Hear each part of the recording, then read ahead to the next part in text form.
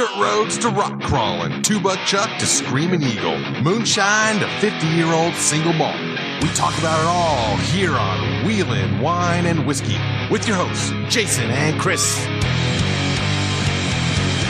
Welcome to Wheeling Wine and Whiskey podcast, episode 230. 230. 230. Wow. Hola, ¿cómo estás ustedes, Chris? Oh my God, you've been spending too much time with Lorenzo. Yeah, he's doing really well. He's really adapted to this Nevada lifestyle. He loves running around the yard. Yeah, he also likes... He doesn't get the zoomies, though. You know how some of the dogs and stuff get zoomies? He doesn't go that fast. He's pretty slow, actually. He's a slow ass. But frequent flyer at CVI, that's for sure. That's right. he has his own. He's got like the platinum card already there. Perfect. He's I don't know how much he's gambled away. He said not much, but I don't believe him. You know how he is with money. Well, when the collectors start showing up at the door, you know. I don't know how he peels off the hundos though without an opposable thumb. I don't know how he does it. Stick him. Rub his hoofs together or something. Maybe his wet nose does it. That's probably what he does. He has a section of stick. Oh, he's wagging his tail over here. I figured you out. All right. Nice. Yeah, there you go. All right. Well, there you go. He was asleep, but when he heard you say CVI, he woke right up. Look, it's like saying walk to a dog. You want to go for a walk? You want to go to CVI? Yeah, Holy hell, he's jumping up and down right now. Calm down, Lorenzo. We're not going to the CVI tonight. Jesus Christ. Oh, my God. I'm going to let him live with you for a couple weeks in L-Town there. It'll probably be good to detox him for a while. Now that you got some... No, he's been sober. He's been doing well. Mm-hmm. But now that you got some extra room at your house, you know, spare bedroom and everything. Right. Spare bedroom and the backyard's cleaned up so he doesn't have to walk around all the weeds. See? That's nice. Well, we did just get back from the Campbell wedding. Arizona. Yeah. And we will get into that the next podcast, so you're going to have to wait. There's the tease. And all I will say, I'll let you say first, one word to describe that experience. Wild.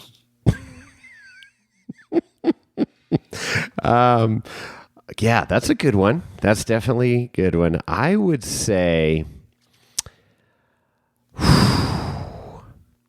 Well, I don't want to use the cliche words. I'm trying to think of something good, and I'm not well read and have all these 50-point Scrabble words. So I would say... Pick one up. I would say outstanding. Yeah, that's good. It was outstanding on many different levels. Very cool. Very humbled to be there.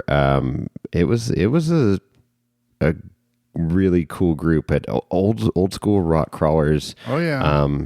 Some notable people that we'll talk about, and some notable people that weren't there. Maybe they were invited and couldn't make it. I don't know, but it was great. So stay tuned for episode 231. 231, that's right. I think it'll be 231. Maybe it'll be 232. I don't know. We got a lot a lot of catching up to do. Yeah, we do. It was good to see you out of the house and having fun. Yeah, it was a good time. Well, but we'll like we said, we'll elaborate a little bit later. Yeah. So let's get into. We're catching up from Trail Hero. I haven't even done a Trail Hero review yet. No. But while I was down there, Philip Talton and I recorded. So he's Talton Off-Road. Talton? I think that's how he pronounced it. We talked about it during the podcast. Talton _off_road is their IG handle. And go give them a follow. He, his wife, and the two kids, he just threw it out there kind of like, as we all have, like, we're going to just F society and load up the rig and go wheeling. And that's what they did. They sold off their house. He had a great job, and he said, we're going to go live on the road. And that's what they've been doing for just over a year now. So great to catch up with him. and he's got some great stories. And yeah, I pretty much just let him talk. He's a good storyteller. He's got a lot of good good stuff. So you're gonna like this one, Chris. This is good. This is what you need to do. Just say F it and move on to the road. I like my home base. But, I know. It's nice having a home base. I'd like to get on the road and do some stuff. I mean, getting, like we said earlier, and we'll elaborate more later, but getting back out of the house and traveling a little bit. That was my first time on an airplane in 4 years. So that was. I couldn't believe that. You said that. Yeah. Yeah. Anyway, let's roll. All right. What do you think? Let's do it. I'm pretty excited to be here in Studio L myself for the first time. It's pretty wild how I stumbled across you guys. You remember Jay Calloway? Jay Calloway, yes. So we have a NC4x4.com is one of the only forums that people are still using on a regular basis. And it's kind of dying out. Forums just aren't what they used to be, you know. But he shared being on your podcast really? there, and I've always been really curious about that guy. Oh, on this forum? Yeah, so then, of course, I listened to it, and I was like, man, these guys are funny, and they're talking about wheeling and wine and whiskey, Yeah. so cool, let's do this. And so I've been listening, you know, ever since then, and I don't listen to every single episode because a lot of it sometimes is people I don't even know. Right. It's funny that I had breakfast with Randy Slauson over there. Randy Slauson's in camp, yeah. You know, Yeah. just nothing. We got a few. Everybody's famous here in some rhyme or reason. Just ask them; they'll tell you. No. People tell you how famous they are. So, we are here with Philip Talton, Talton Off Road. Welcome to the podcast, my friend. Thank you. Welcome to Trail Hero 2023. How about this? First time ever. This is your first one? Yeah, never been to Trail Hero. So, what do you think? Man, I've almost cut and run about 4 times. It's little too people-y for you? it's a lot of people, man. I like to wheel with 3 or 4 guys, Yeah. and but I do like to mingle in camps and stuff and meet folks. You know, to be honest, out here I didn't have the best experience when I stayed here for 2 months. Okay.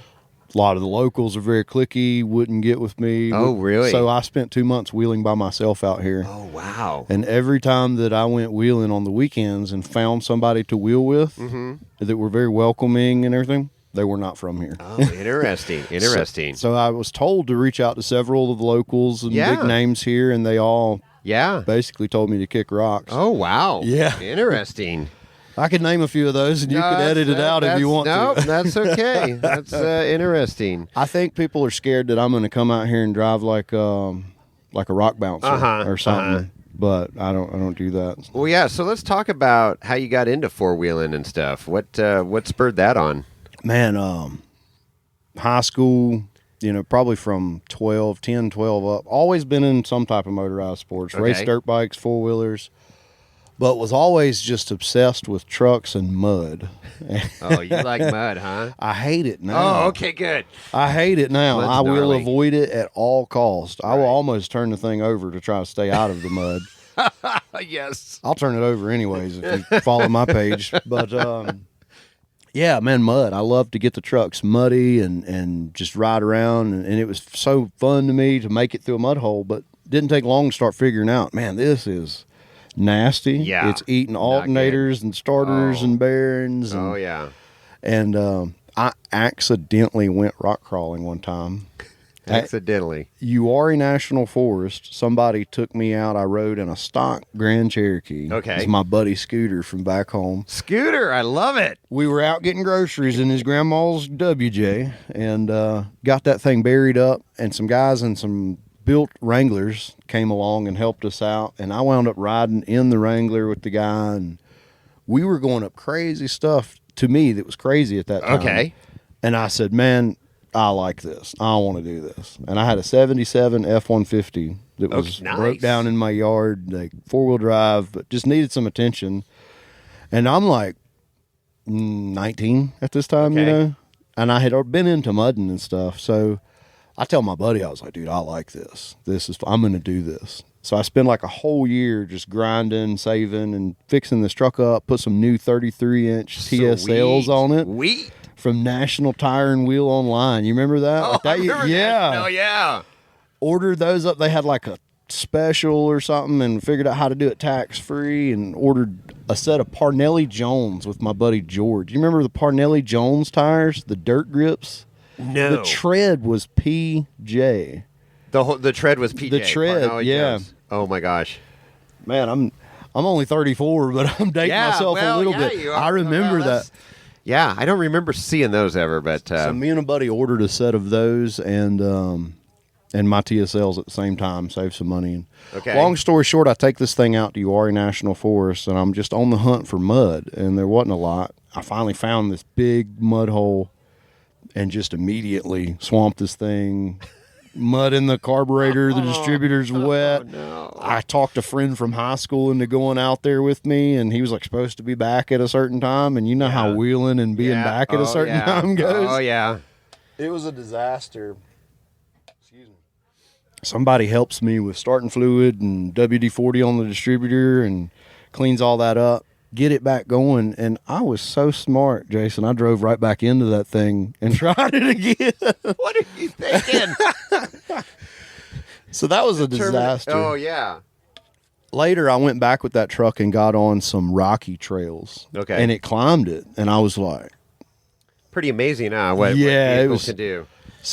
So then I learned that truck was big and heavy. Yeah. And it was a classic and it had a good body on it. I didn't want to wreck it. So I sold that and I bought an XJ, and it's just been downhill ever since. Yeah. And you can see how out of hand it's gotten now with the full-time travel. Sure. Well, that's cool. So, that's common way to get into it. Some friends take you out and check this shit out, and then here we are. And you're starting to build up your own rigs. So from there, when did you end up with the buggy, or how many vehicles between the XJ and buggies? Man, so I've had about 5 XJs on and off over the years. There's one floating out there that's mangled up like you wouldn't believe. And I have owned it like 4 times. It just keeps You've owned it 4 separate times? passed around like Oh a my bottle gosh. of Crown. She was always good to me. You comment on this podcast if you know that song. Right, exactly. That thing would hurt feelings and go everywhere. Yeah. The last guy that owned it actually put the Rockzilla stickies on it, the 35s. Oh, boy. And it will just hurt feelings because when you don't care about the body on an XJ. No. So I've had several XJs, and then I bought a Wrangler on half tons and 40s. Had a lot of fun with that. It had a cage in it. That really ramped up the wheeling, and then that turned into an LS-powered YJ. Okay. I sold that one, bought a LS-powered YJ, the Atlas tons, ORIs, all that good stuff. Wheeled that for years.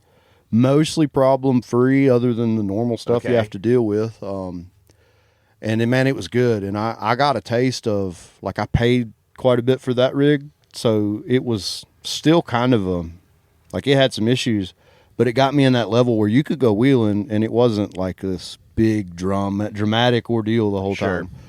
So then me and the wife got on this journey, and we bought a buggy. So you had the buggy before you decided to do this, or I was actually already out of my house, living in a camper and hanging out on the coast when I found my buggy, and I bought it sight unseen and just wired the guy the money in Texas and had it delivered to a friend while I was out traveling. Okay. Okay, so let's back this up for our listeners that don't know. You pretty much you quit your job, sold your house, took everything, and decided we're hitting the road with the kids. Yep. So how does that? Because that just doesn't happen overnight. So this conversation had to be going between you and your wife for a few days at least, I would think. We talked about it for about 15 minutes, and now I'm here in Trail Hero a year later. So we were your typical wheeling family, you know. I had a great job in sales and 10 years of relationships and stuff, and I done well. And we were traveling about every month, every other month, going wheeling, you know, and it's $700 or $800 every time you go wheeling.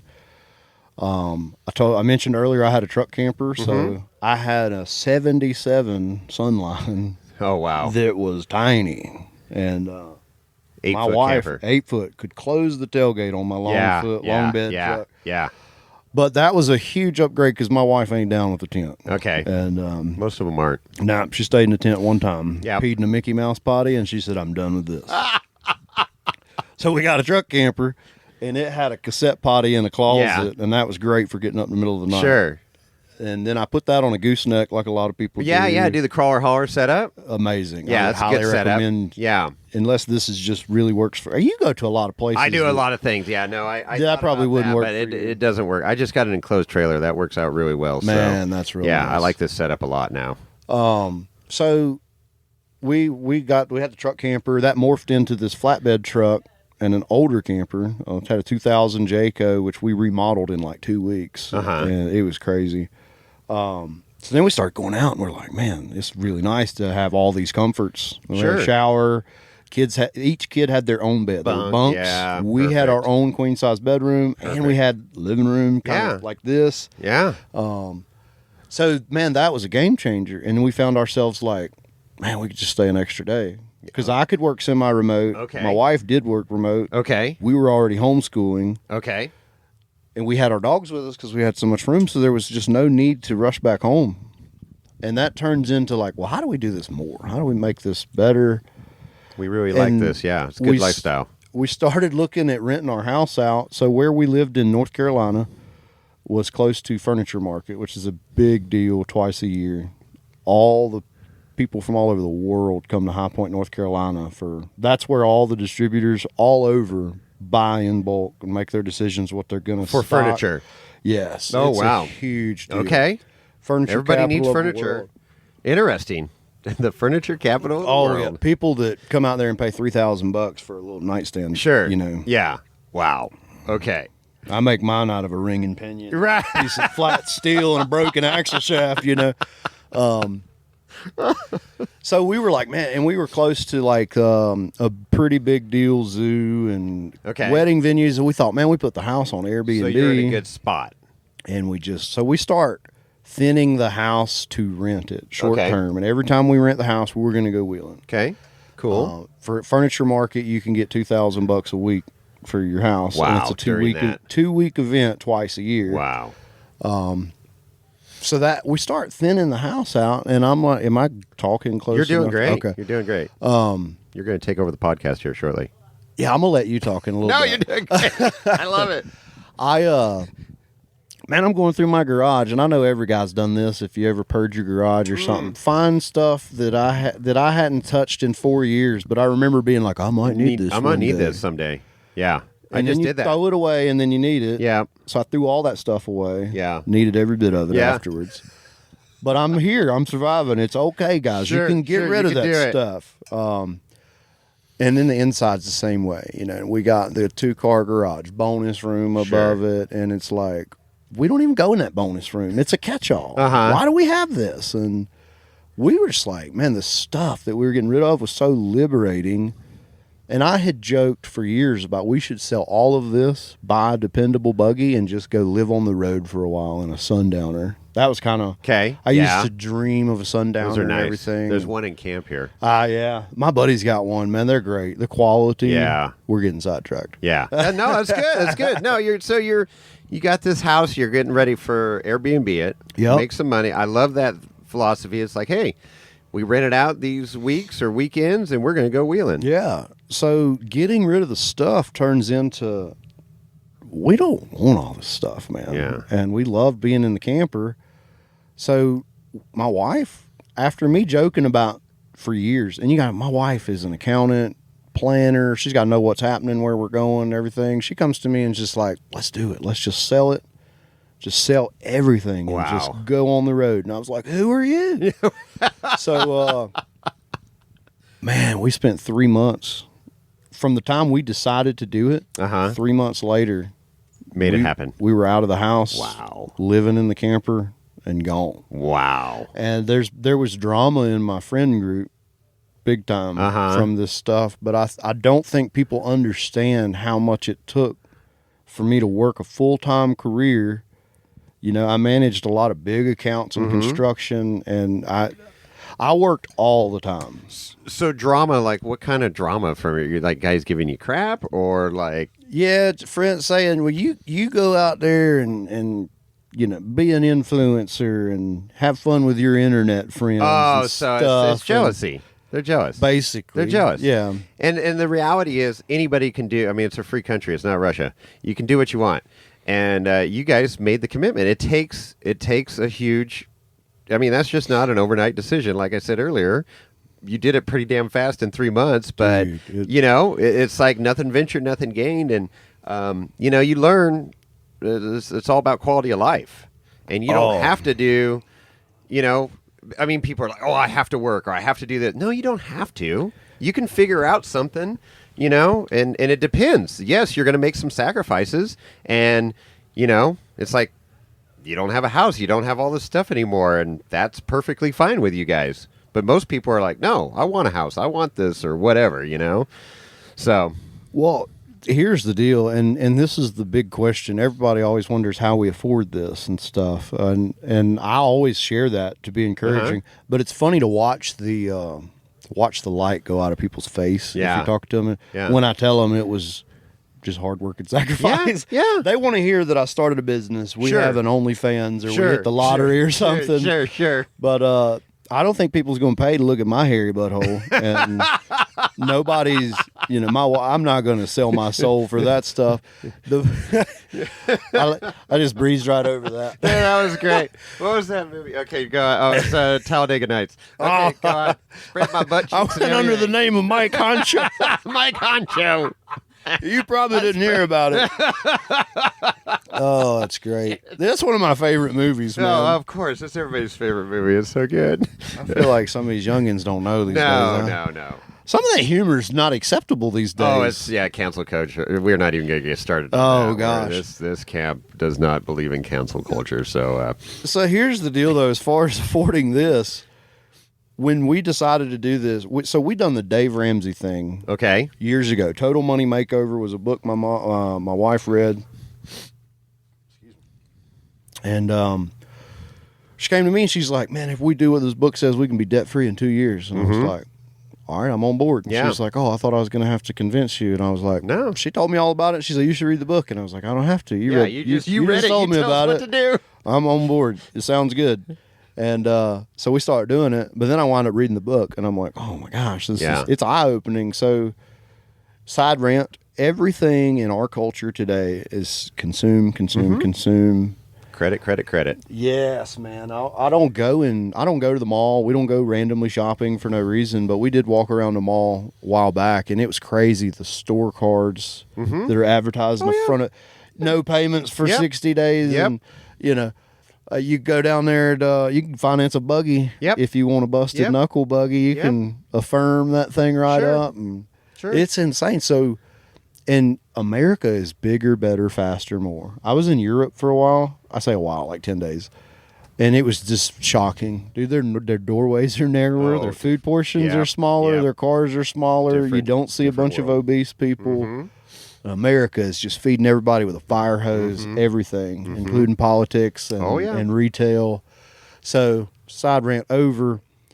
We got motivated and we paid everything off. It took us 3 years, not 2, because we had a son. We bought a house with life. Okay. I almost lost my son when he was born. Oh, no. Stomach was out of his body. Oh, no. Yeah, he has autism.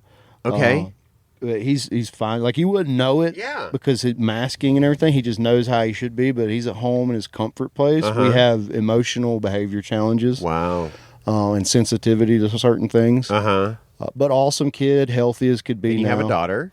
Yep. 11 going on 16. And your son's how old? 7 going on 8. Okay. All right. My daughter is quickly becoming a 16, 18 Yeah, year old. yeah. She's just like her mother.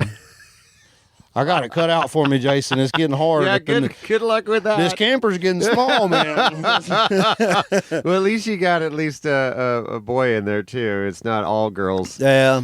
So, anyways, we got debt-free. We stayed debt-free for all these years. And now that was prior to you making this leap. Yes. Yeah. So Okay. 2018. Okay. We wrote the last check for my wife's school loans. Nice. No credit cards, Nice. nothing. All we had is a house payment. Perfect. We bought our house low. Yep. We remodeled it. It was worth a lot more when we Sure. sold it, and that was the only thing. So that went away. We banked the equity Yep. to buy land later. Okay. And we just live off my wife's salary. My wife's a CPA for a big tax firm, has been for 15 years. Yeah. They're amazing. They support this journey. They support her. She interned there. No And then kidding. just never left. Oh, that's cool. She actually did quit. When we got debt free, she quit. She said, I feel like God wants me to spend more time with the kids, homeschool, Yeah. help with or not homeschool at that time, but help with homework. Okay. And pick them up, drop them off like I want to be. And I was like, cool. You know, Yeah. I made good money at that Sure. point. I had started to surpass her, and we didn't have any bills. So I was like, all right, we do that. We can do this. Then her company was like, oh, can you come back? Come back. She's like, no. And then the third time it was like, name your price. Yeah. So she throws out a stupid number thinking they'll leave her alone. Sure. And she's like, I'll only work from home and I'll work part-time and I'll just do it seasonally. Perfect. And so that Here has we are. worked out since God, 2018. that's awesome. She didn't even quit for a whole year. Yeah. But the flexibility we have through that company and how good they've been, they were good to us through that deal with my son and everything. So that's the deal. My wife works remote and she works on task, not hours. So she just gets her tasks Just done. do what she's got to do. That's sometimes awesome. she's working 11 o'clock at Yeah. night to midnight or Sure. something, and sometimes she's working in the mornings and has meetings. It's weird when we're out here Yeah. and everybody's having meetings at Yeah. 11 back Yeah. there. Yeah. We're getting up, she's doing it early out here and stuff. So it's all right. It works out, man, and it's amazing. And what a crazy world, too, now. I mean, technology, say what you will, but to enable you to work remote and stuff, I mean, that was never a thing, right? And now it's like you meet all these people and you work remote. And that obviously takes discipline because you're not going physically driving to an office, sitting at an office cubicle or desk or whatever, your corner office at the 15-story building. But, it's cool that it allows you to do that, and especially you guys being on the move like this. It's that's key. Because the gas bills aren't cheap anymore. Man, not that they were before, but this stupid gas hike again is killing everybody. The gas, diesel fuel, and everything's up big time. And up till now, our biggest expense has been food, and it varies between fuel and food. Yeah. But that wasn't the case till recently. Yeah. But we don't move around super often. We try to get monthly rentals. Okay. Like where we're staying right now is $650 a month. Okay. And Full hookups and full hookups. We do pay power, but it winds up being like $80 Yeah. a month kind Yeah. of deal. And then some places are more, some places are less. We try to stay under $850 a month. Okay. For our rent expenses. Okay. Rather we stay this place for 2 weeks and that place for 1 week and 1 week here. We try to just stay under. Sometimes we'll spend $1,000. Sure. Sometimes we splurge. Just stay at something like a Jellystone. Let the kids Yeah. we got to keep it interesting. It's not always about wheeling. We Right. go places and Sure. check out amazing stuff. But yeah, man, it's expensive. The Sure. food, groceries, man, it's hard. That's what led to us making our own bread. And now Okay. I'm buying huge cuts of meat and grinding it myself. And I just try to buy like a whole chuck roast and wind up getting a ribeye and a couple Denver steaks. Sure. And, there's no excuse to be dumb with smartphones in our pocket. Yeah, no And kidding. I don't have it all figured out, but we have the tools to figure anything Sure. out. I started following this dude on like Instagram he's a butcher and he starts showing everybody how to trim out cuts of meat. it's crazy if you think about it, man. You pay like $9 for a couple of chicken breasts. Sure. But for like $6, you get a whole chicken. Right. Cut that thing up yourself. And you got all that. Yeah, no, 100%. Yeah, that's cool. Good old power of the YouTubes, man. You become a YouTube mechanic, YouTube butcher, whatever you want to do. I'm certified in anything. You name it, I'll be certified in 1 hour. But I usually only watch like 5 minutes of the video and then think I have, cool, Yeah, and I'm then go gonna do this. screw it up and then go watch the video again and be like, if I had watched it all the way through, I'd Yeah. know about this. Now, let's talk about the kids. Were they on board with this idea when you first said it? I mean, they probably thought, "Oh, this is a cool vacation," but then, it's not having a house or their same friends that they see every day or whatever. How have they adapted to this lifestyle? Very good. So, homeschool for us started during COVID. Okay, as most people. Yeah. Yeah. And we used to say we'd never do it. And then when we kind of had to do it, they were going to send them back. Yeah. And that was when my wife had just agreed to go back full time. Okay. And signed a contract and everything. And then COVID just wrecked everything. Yeah. And we saw the writing on the wall. It was going to be go to school. But if anybody has it 2 weeks, I was like, man, it's going to be like yo-yo. Man, Yeah. we're going and coming and going and coming. And my son needs routine. Yeah, With the autism. Which we have broken that now. Obviously, there's no routine in our life. Yeah. But, there is in the mornings when we wake Okay. up for school and stuff. But anyways, we started doing that and everything. And they were excited because we were always on these wheeling trips and stuff. Now we're a year in. They're less excited about sharing a room. Uh-huh. They have to share a bunk room Okay. together. They each have their own bed and everything. Uh-huh. But so we manage that by putting a lot of effort into. We've always done. I do one-on-one stuff with each kid, and then I do stuff with the kids together. Sure. And I think it's important to pour into each kid individually, but also together. So, knowing that I have a young teenage girl in the camper, we know when she's done with her brother, and she'll Right. tell us, and I'll separate them Sure. or whatever. It comes with its challenges. Sure. And they know that this is just what we have to deal with to get to experience everything else, because they might be fighting in the camper for 20 minutes about Yeah. something, but that just means we're out here checking out the Grand Canyon or we're in Sand Hollow, Right. and my daughter, Right. I'll let her drive the buggy out there in the dunes and Sure. stuff. And I need to order that cushion that Wheeling Out West showed me so she can reach the Oh, pedals. okay. All right.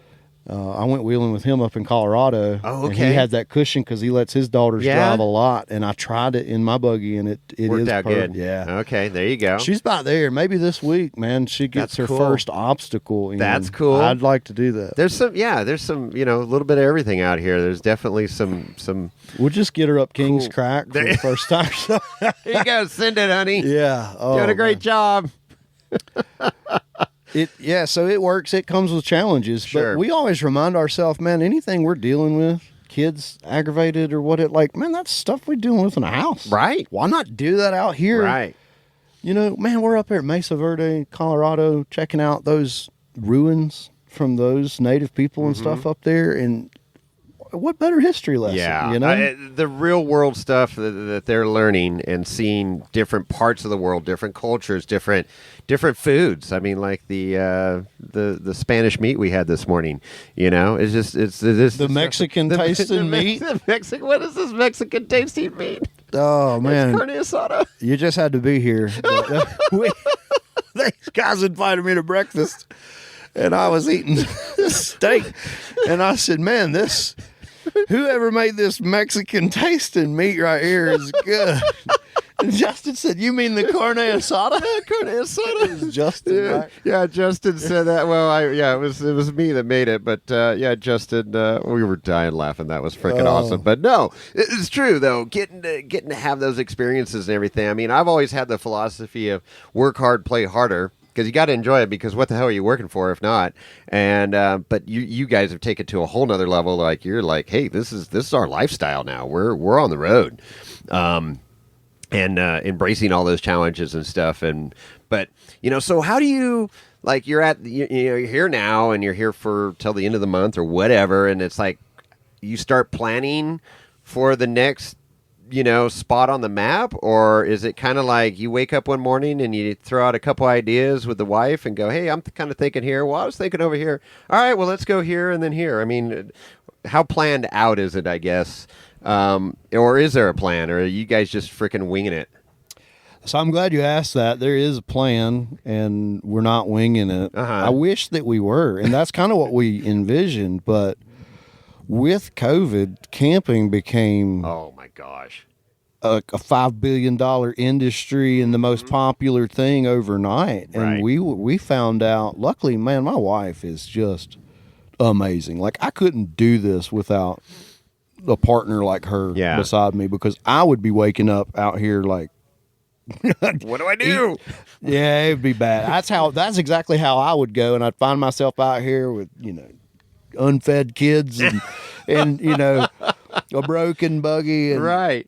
so we use something called RV Trip Wizard or Okay. RV Life Pro, and man, there's so many filters and everything you can do in there. Okay. If you like camping more than a couple of times a year, it's Yeah. worth looking Okay. into, especially if you travel long distance. So then we can filter out what we need in the campground, and we kind of look at it on a map and they pop up. So like, man, I want to go to Farmington, New Mexico. There's a campground just 10 minutes away or whatever. Or like I went down to Black Canyon City and just camped there for 4 days. I can boondock about 4 days. Okay. I have a generator built in on the truck. Okay. And my tanks and everything, I can go about 4 days with a Okay. family of 4. We could squeak it to 5 if we Yeah. have to. So we'll do that somewhere and then go back to a campground where Got we it. can empty and stuff. So we plan about 6 months out, believe it or not. Wow. Okay. And if we don't, we'll find ourselves. But, as we go into this more, we're finding it's a little easier. We use Harvest Host. You Okay, familiar with yeah. that? That's great. And Now, is that limited to one night, or can you do like a week there or something? it's one night. It is just I think one you night, could huh? get 2 if you Yeah. kind of said, man, I need 2. Wonder why kind they of do thing. that. I think it's Just just to a keep it- courteous. Yeah, you don't Yeah. want to get somebody Right. living outside your brewery or Well, something. that's true.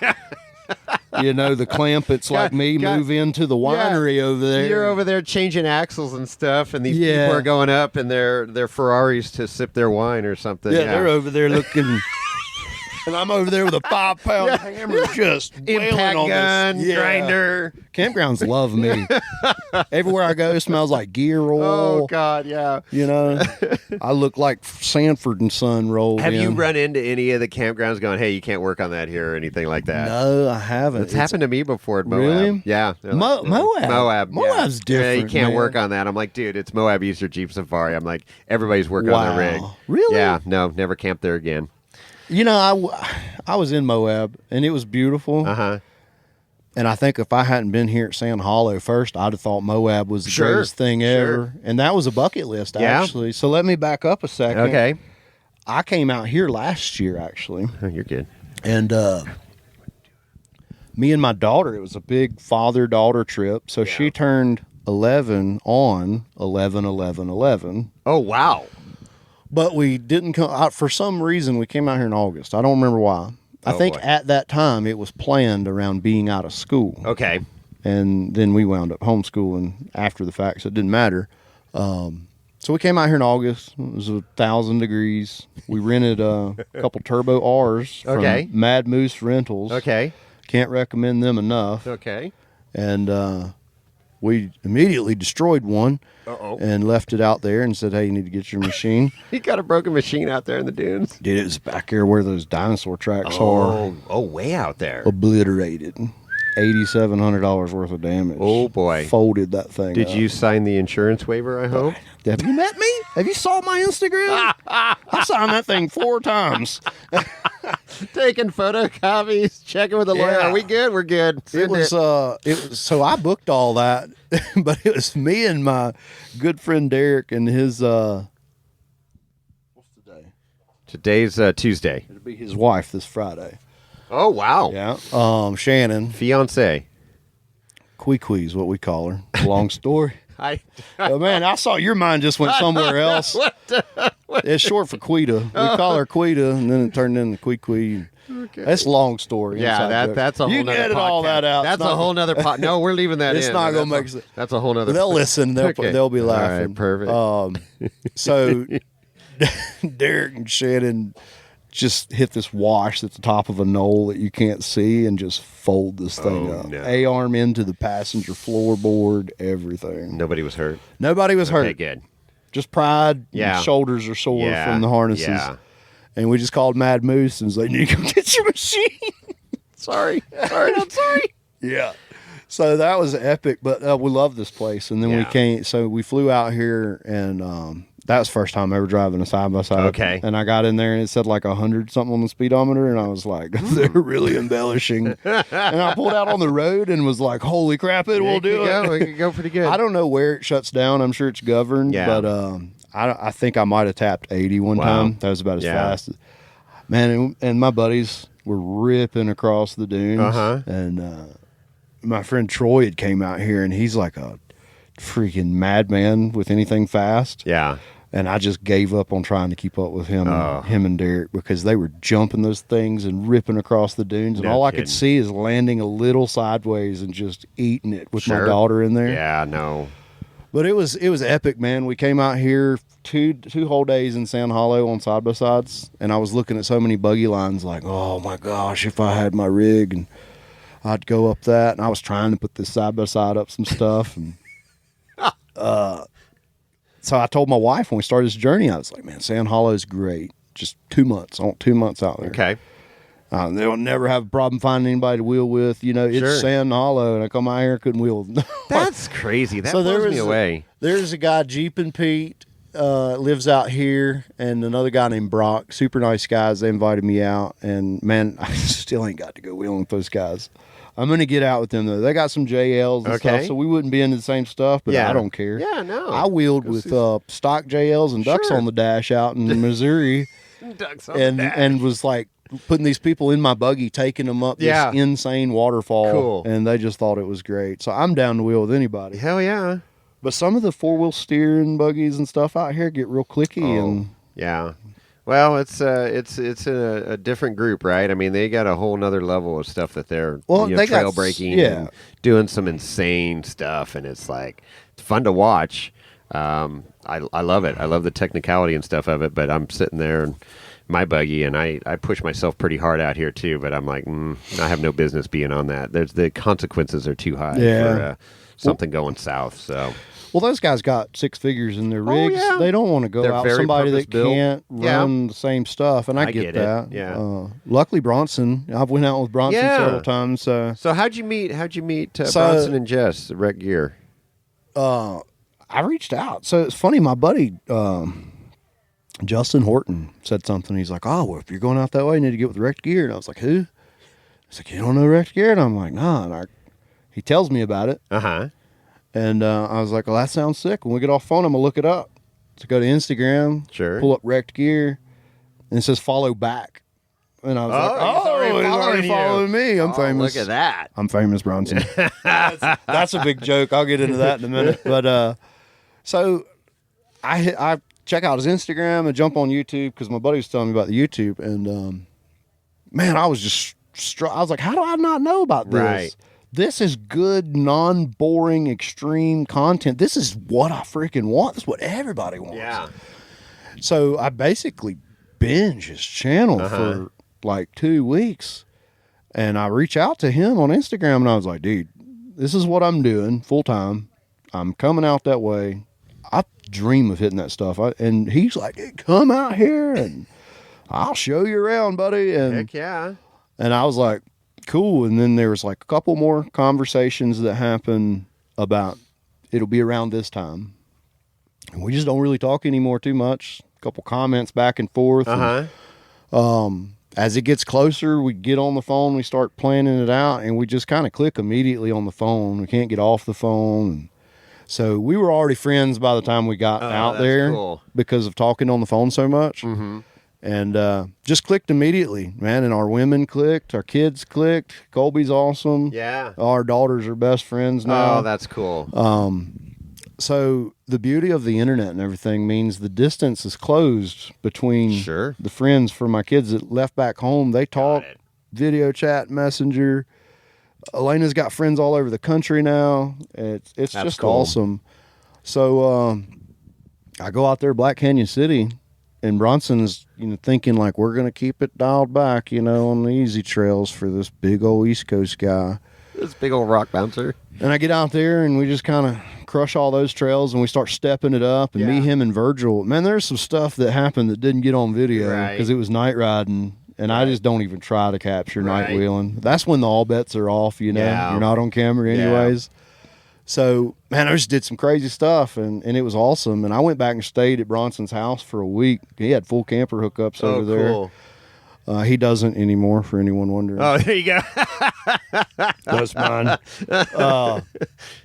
And, man, he shared so much about YouTube and this whole thing and really poured into me and still does. And now we brainstorm. Cool. You know, we talk about our videos and content ideas and editing and we just share. Mm-hmm. I don't feel like I offer that much, but but you know, working through things out loud is good.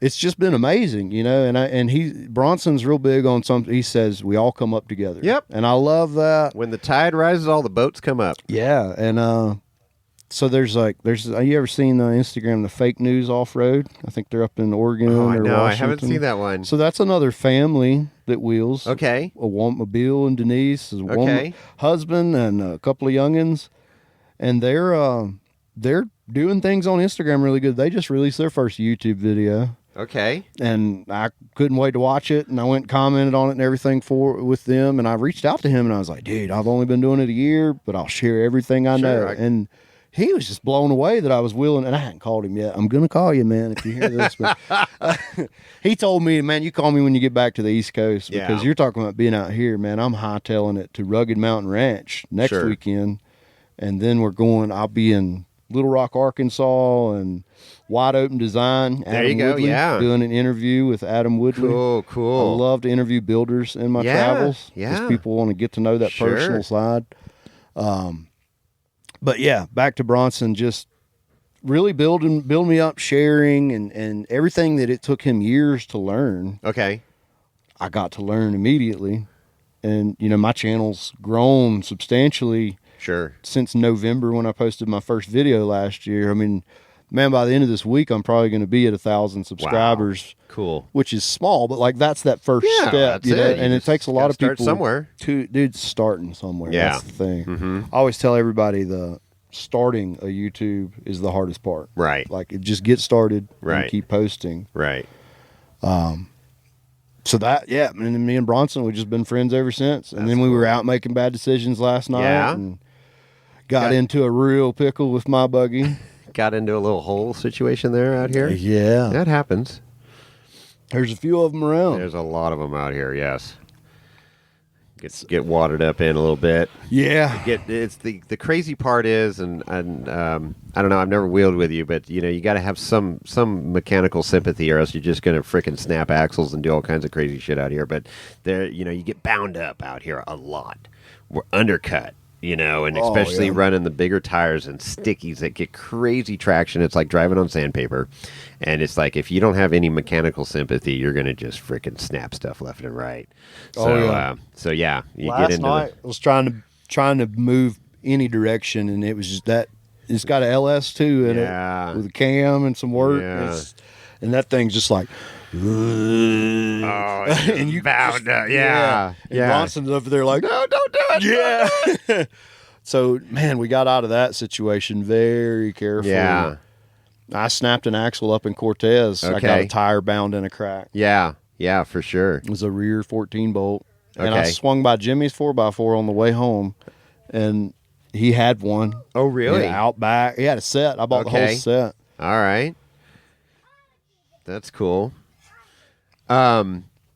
Yeah, and that's it's fun going out. I almost went out with you guys last time, but I was so freaking tired. I'm like, I am not going to make any good decisions tonight. I was gonna stay home and try to edit some video, get some video organized and everything, but I was like, man, it's Trail Hero. Yeah. Bronson just drove 6 hours. Right. I know I'm not going to see him for like a year. Yeah. When I leave here this week. Okay. Because our plan tentatively is we're going to go back to North Carolina, see some family, deal with doctors and stuff like that. Mm-hmm. Hang out on the Gulf Coast of Alabama during the winter. Mm-hmm. Because the cold in the camper sucks. Yeah, no, you gotta think about weather, where you're heading. Yeah, I don't have no problem keeping the camper warm. It stays nice and comfortable, but it'll eat the propane. Yeah. And you got to worry about freezing pipes and stuff. No and then fun. the windows sweat real bad. Yeah. We wintered last year in North Carolina, and it was like 8 degrees. We had this weird winter that we've never had in my entire life. And I was like, nah, we're going south next year. Yeah. So then we're going to run back up, and we want to go to the Ark Encounter in Kentucky. Okay. Familiar with that? Nope. It's built to scale according to the Bible of Noah's Ark. Oh, okay. So they've broke it down, and it is built to scale. And Really? and there's that in the Creation Museum, and we're believers. That's important to us. Yeah. Always wanted to see it, so we're going to run up through there, check out some other things, but I want to go to Black Hills in South Dakota. Yeah. So I want to see Mount Rushmore and some of that stuff, but I want to wheel Black Hills up there. Yeah. And then shoot across and spend some time out there in the Pacific Northwest. Would love to get with Fake News Off-Road Yeah. and a couple others. And then as it starts to get cold, run down, probably be here at Trail Hero. Yeah. Okay. So start coming down. Yeah. Start working back. Yep. And then run down to Arizona again. Yeah. Because I want to wheel more of that Sure. Table Mesa area. Have you been down there? No. So we're gonna let's- make that happen. I was going to say, let's switch gears real quick. You just moved to, now clear this up for me. Is it Nevada or Nevada? I call it Nevada. All right. It depends on where you're from, I guess. Well, apparently you're supposed to say hurricane. Yeah, hurricane here. Yes, that's how disagree you with pronounce it. that. Yeah, hurricane. It's spelled hurricane. It's but it's hurricane. pronounced hurricane. Doesn't make any sense Yeah, to me. I don't know. That's just crazy. The southernness in me has to that's say right. hurricane, and I Right. watch everybody cringe Right. when I Oh say yeah. it. Yeah. No, it's so funny. But yeah, made my leap of faith getting out of the Bay Area where I was born and raised, and getting to Nevada that was closer to everything I love, skiing and off-roading and golf and all that stuff. It's like I just love the mountains, and yeah, it's a great jumping point to go places where, I mean, it'd take me an hour and a half just to get out of the Bay Area sometimes with traffic, so that just Wow. adds to your 4 or 5, 6 hour trip. And I'm just like, probably same as you guys. You're like, I can talk about this stuff or I could do something about it, right? And just made the decision, and it was calculated. I mean, it took some time, but the past year and a half has been absolutely batshit crazy in my world, trying to find a house and figure things out, because this is my forever home, And I follow you guys. I follow a couple other, families that travel. I don't have a family. I'm a single guy, but it's like, dude, I could do that. I could just say F it and load up everything and just go. But I wanted a home base. I wanted I wanted to be in Nevada, and so anyway, so that was my decision, and I'm freaking so stoked. Got that behind me now. Well, congratulations. Thank you. Yes. I enjoyed the podcast. Lorenzo's happy. Yeah. Lorenzo's just over here chilling with us. Right. He's kind of side-eyeing me. Yeah, he is side-eyeing. He side-eyes until he gets to know you. Yeah, he's unsure. Yeah. He's warming up to you, though. I was laughing on the episode where you said you went to the DMV and you came from California. The lady said, "Congratulations, welcome to Nevada." Yeah. And then threw the plate in the garbage can. There's like a mass exodus in California, isn't there? It's crazy. It's a beautiful, beautiful place, and it's got, the beaches to the mountains to everything in between, and it's just unfortunate how effed up it got. And it's not getting any better anytime soon. It's going to get worse before it gets better, if it gets better. But not to get into politics and everything, but it's corrupt as fuck. It's so bad. It's so none bad. of it makes sense. And again, it was like I could sit here and bitch about it, or I can go somewhere that did the right are thing. more my people. The problem is, and this will be the end of political discussion. Political talk on Wheel of Wine and Whiskey. Yeah. So the people move out of one area they don't like, and then they go somewhere else, and then make it continue to vote Yeah. the same way or whatever, Yeah. and they don't. You can't see the forest for the trees. Right. So they don't see what the real issue is. Right. Exactly. Well, Yeah. congratulations on Nevada, but that puts you a lot closer to Yes. Table Mesa Yes. area, right? Yes. Man, those saguaro cactus was like my favorite. Pretty thing. cool, huh? I'm actually I have a start of a sleeve that I never finished. Okay. Years ago, and part of the thing I want to do is start for this journey, man. Like I want the sugar skull because I kind of love that whole culture. Okay. In New Mexico and the red and green chilies, Yeah. and everything, and then the saguaro cactus with like a desert scene and a tumbleweed and other things. Sure. I just think that would be representative of this journey, especially if I got different things by different artists Sure. along the way. Yeah, for sure. But man, we went down there in April with Bronson, and it was like a super bloom that was supposedly didn't happen, but like once every 25 years or something. Oh, really? And the desert was far more beautiful than I ever thought it could be. Wow. I mean, there was color everywhere, and green and yellow, and was hot. from a crazy winter. Yeah, it was crazy around this side of the country. The Got pounded. The West got hammered, which was great. No, when I was here for 2 months back in May and June, man, these lakes were up. Oh, yeah. When I was here in August last year, man, you could about walk across the lake out here, it looked like. Yeah. And then come out here this year, man, everything was up. Full. Yeah. No, that'd be cool. It would be fun. That's like you with your YouTube channel and obviously traveling, and then this podcast. I've met so many people. I got to meet Bronson and Jess and interview them and stuff here last year, and so it's like, this is freaking great. And you meet people through them, and it just goes on and on, right? This our off-road community is super strong, and to be able to, I mean, you look at our camp now. We've got an eclectic group here from all over the states. Look what happened with these guys over here. Oh yeah, that was crazy. Yeah. So for the listeners, I was hanging out yesterday. I went to Napa to get a fuel cap. Yeah. I got an auxiliary tank. That's right, yeah. Fuel cap went bad, so it was leaking out. And I'm out there putting that fuel cap on, and some guys walk up, and they're like, huge truck, buggies on the back. You could see it from a mile away. Like, man, you got any Dana 60 parts? And I'm like, I do. And he's like, man. He kind of rolls his eyes as he's saying it, like just knowing I'm not going to have it, but he has to ask anyway. He's like, I need the star washer for a Dana 60 spindle nut. And I was like, oh, I got one right here in this toolbox. And dude, they about fell out because they had been driving all over looking for to 5 different it. stores. Yeah. And they were trying to pay me and everything. And I was like, dude, I don't care, man. Yeah. I'm so stoked to have it. Dude, I have a set of RCVs on the truck. I would have given him an RCV if it meant it saving his weekend. Right. Ship me another one or give it back at the end of the week or something. Speaking of, I hope this guy's listening to this. There was I broke an RCV in Windrock. Okay. And I didn't buy those RCVs, so there was no help from them. No warranty situation. Yeah, they told me to kick rocks. Yeah.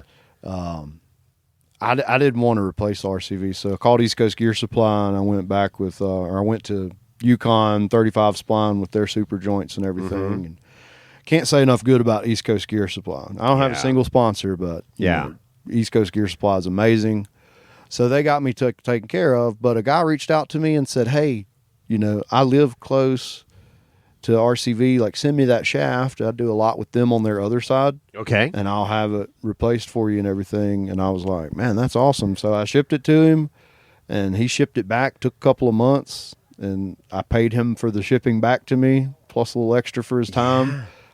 I don't know this guy. He was just somebody that follows my journey. And this is back in February, so this is early on. How cool is that? Just the wheeling community's been amazing, man. Yeah. I got to Oklahoma and broke my front drive shaft like day one.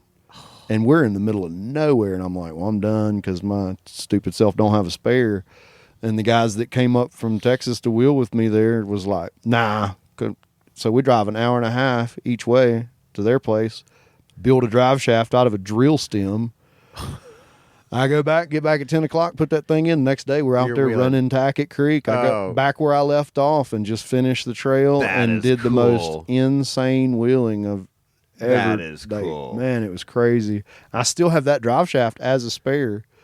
The guy that built it was JD, so we joke and call it the JD Woods. The JD Woods. Instead of JE Reel or Tom Woods, it's JD Woods drive shaft. That's great. I got up here and Driveline Tech, which is right over here in Dixie Springs, built me a new drive shaft. And I switched to 1410 at the transfer case to solve some binding. Yeah. And man, he was great. So, right on. Yeah, no, it's cool. I look forward to getting out there and wheeling with you guys. And, maybe we can meet up in Arizona with Bronson and Jess. Go raise a little hell over there. But, it's cool. So, question for you. So, when you're doing this planning, how much of it is off-road related? So you mentioned that, you're homeschooling the kids, so there's, some monuments to go see in some key places throughout the United States, and it's like sprinkling all that in, but you've probably got your bucket list of places you want to go wheel, right? And it's like you kind of work. You're factoring in, okay, we got the family aspect of this thing, we got the wheeling aspect, we've got weather. We got to work on where do you want to be? Because you don't want to be 114 degrees. You don't want to be minus 10. So it's like what time of the year you're going to these different places. So because if you're planning 5-6 months in advance, yeah, all that's got to factor into it. Yeah, we definitely have to think about time of year. And, I wanted to get back through Arizona next year around April, but I wanted to get out there earlier. But the way it's going to fall with my wife's work and some other things we got to do, I'd be back out there in April, and I want to get out there sooner than that. And since I couldn't do that, then I'm going to just go north. Okay. And I want to come down. I'd like to come to Trail Hero and then just go home with Bronson. Got it. He don't know that yet. I hadn't talked to him about that yet. There you go. We're going to have a conversation about that. Yeah, perfect. But then, so to answer your question, probably 70-30. 70% wheeling, 30%. Only because there's just so much everywhere. Yeah. There's a lot to see here in our own country. Mm-hmm. There's a lot for you to see in your home state, wherever you're listening to this. Right. And if you don't do nothing but jump in a Honda Civic and go see it for the day, man, it's just gas and miles. Just go see something. Sure. So, we look at a map, there's key things, and then it's like, well, cool, where can we... So, for Mesa Verde, we went over there to see the Cliff Cities and everything in the national park. And Wheeling Out West reached out to me and said, well, there's something right there in Cortez. It's kind of small, but I'll come down and we'll check it out. And thankful for that. He drove 3 hours from Montrose to come down there and day trip. Wow. At a small place, but it was worth going to. And man, there's some sick lines for some rear steer buggies out there, and that place is not getting used. Really? The locals call it Stone or Stoner because of some stone yard or family, I think, that owned it or something near it. But it's Mud Springs BLM land in Cortez, Colorado. Worth showing up on a Friday, wheeling that evening all day Saturday, and going home Sunday if it wasn't but 3 or 4 hours from you or something. Got it. Not the kind of place you want to go wheel for 4 days because you're going to see it all. Okay, so it's not very big. But you could just try. There's open areas, which is really cool. I think I want to switch gears again. You love these spiderweb stories. Everything's like it's all good. We call it rabbit trails. Yeah, we call it rabbit trails, bird walks, whatever. I think that people do treat everything pretty good out here, from what I've seen. Mm-hmm. I don't see a lot of trash. It seems to be respected well. Yes. But I do think if people out here, and I mean west of the Mississippi, knew what it was like on the East Coast, they would treat everything better and do way more to be more involved for protecting this stuff. Because we've lost so much on the East Coast. It's been insane. So it's foreign to me, these public lands, open areas for motorized recreation. And then like over there in Mud Springs and Cortez, you just be riding and it says begin open area, and it's like, if you think you can get up that cliff, go for it. Maybe I don't think you need to be out there unnecessarily ramming bushes and stuff. Have some sense. But man, that's really cool. We don't have anything like that. And for me in North Carolina, half the reason it was so expensive for us to go wheeling is because it was 4 or 5 hours to go anywhere. There's nothing in the state. And you're in private parks. Yeah, they're all private. Yeah. I don't think I could move out here and buy, 300 acres and open up a private park and it'd be profitable, because people would be like, why would I go pay $50 to wheel? That's all we have out there. Yeah. And we got to experience that, James Rhonda and I, and that was, it was crazy, but it was cool. You just put some money in a slot and you guys go have fun, but it's like, wow, I mean, I knew we had it good out here on the West, but it just really underscored that of how cool. I'm glad you got to experience that, because I don't think people know how bad it is. And I just saw where 317 miles in Moab's going. Moab, just that Gemini Bridges area, fighting that. Blue Ribbon Coalition, all that stuff. So that's a big blow. We need to support those things. I think when you had Ian Johnson on here, he said something that resonated big time with me, and I want to echo that again. That the best way to win these things unfortunately, we know how politics works. It's money. Yep. You got to be able to throw money at it. Yep. Support, out east, Southern Four-Wheel Drive Association. I know they got some scars and there's some drama there. People don't trust them and stuff, but I think there's some people in place now trying to clean that stuff up. But man, support the Blue Ribbon Coalition. Man, we have 6 figures in our buggies. Yeah. We come out here, all this crazy stuff. What's $50? What's $100 here and there to your favorite thing that's doing good? Right. Yeah, somewhere where you like to wheel, or even if not, I mean, it's just there's strengths in numbers, yes. man, and it's like you can send a letter or an email or something, but if you do that in addition to we all throw $20 to this thing, right. Well, then they can do the right thing with that stuff because it's all lobbying and it is. Man, if you don't do this, we'll put X amount in your charity. Yeah. Blah blah blah. Yeah. So you're 1 year, a little bit over 1 year into this journey of being on the road, living on the road. What are some of the takeaways, good, bad, and different, that you've learned in a year being on the road with 2 kids and a wife and a buggy? It is hard to wheel as often as I do and keep a buggy maintained on the road. Without a garage? Oh, man. I wrecked a rock slider last night. Okay. It was already hurt, but that thing is folded up like a taco now. Yeah. So I'm going to have to address that. And, like when I broke that RCV in Windrock, that was $2,000. Yeah. Because it took the locker out. Sure. And it just took a lot of other stuff. But it cost me more than that, really, because I was supposed to go to Choco down in Alabama. Okay. Chakalaka, I think. I can't say nobody's local thing, right? Hurricane. I don't know if it's Choco Loco or Chakalaka. I like Choco Loco. We'll go with that. I call it Choco. What you like. So I was supposed to go there, and I had to cancel that. I had to stay an extra week at Windrock. Luckily, my spot was available. I didn't have to move. Okay. But my buggy was sitting up there with a bare axle for days. Wow. But it's Windrock. That's normal. That sucked. $2,000 from East Coast Gear Supply. They shipped it right to the campground. To get the carrier bearings off my old locker, I didn't have those tools, so I had to go in town. It was a side-by-side shop that helped me out. No kidding. Yeah, and that was cool. Made a friend. We talked about life, business, everything in between, and got some help. Got it all back together. And now I need a ring and pinion in the front. Like, if I know that it's got some slop in the pinion bearings, so I'm like, I'm going to have to address this. Yeah. And, what do? I'm trying to get through Trail Hero. Right. Try to get through Rugged Mountain Ranch. I got a buddy named Jody back up in Brevard, North Carolina. I think I might drop it off there on my way back through. Okay. But then I got a trip planned while I'm in North Carolina, and I got to drive all the way back and get my buggy. It's 4 hours from where he lives to where I'm staying. Sure. So that's a hold. But I'm going to get to see my buddy twice, so whatever. And I'll record it, make a video out of it. It's a story, Yeah. So there's that. That's hard. I just can't explain how much money we've put into the buggy. Like, it's just ridiculous. And the camper and the truck, too. The truck.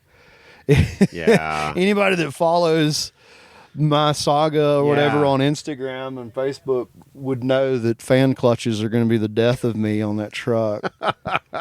Yeah.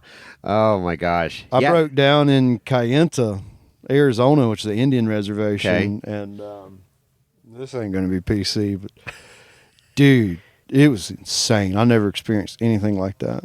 Lindsay's walking around with a giant pipe wrench. Okay. Just pacing back and forth, keeping these people away from our stuff. Oh, really? Oh, they were trying to just they were coming up asking for help, looking at all my stuff and trying to distract us. So they could steal stuff. Yeah. Well, you got a gas tank stolen or something too? I did have I had a little flow and go, like 14-gallon thing on the back of my truck that was mostly just for keeping fuel in my generator on the truck. Yeah. And filling the buggy.